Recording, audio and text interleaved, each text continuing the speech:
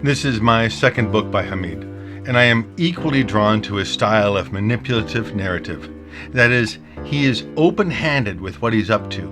Readers trust that the conceits he offers, dark magical closets and exit west, placing the reader into the tense Pakistani scene here, will have a worthy enough payoff, and not the slam-bang shocker gotcha moments of an M. Night Shyamalan or O. Henry story.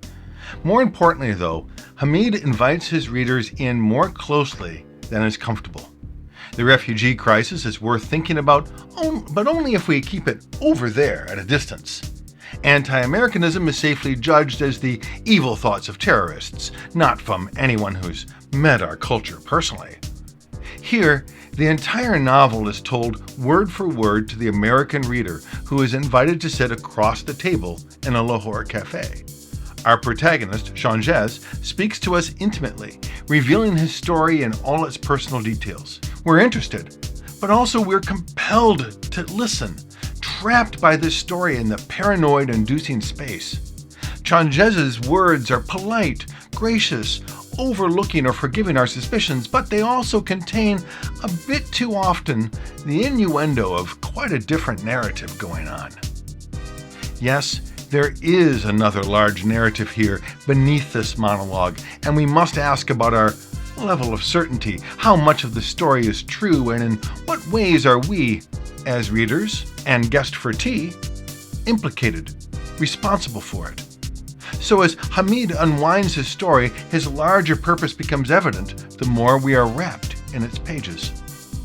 And it almost works flawlessly. Is it enough of a story to exonerate Shanjez of our suspicions of him?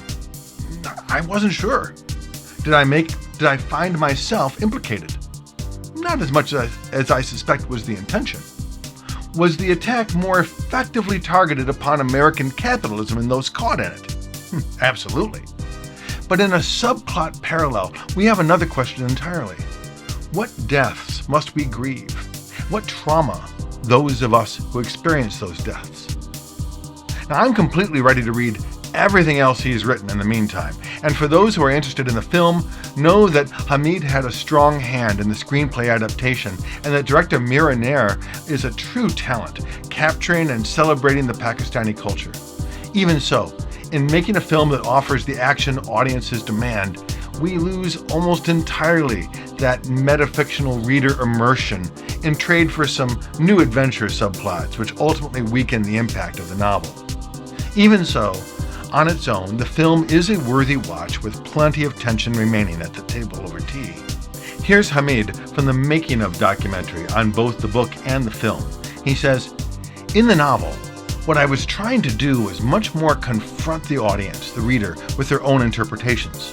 I think if you are reading as a reader, you have to decide your own beliefs about these types of things. In the film, the politics is more explicit, the thriller more literal, the politics humanized, and there's ambiguity until the very end. And sometimes past it."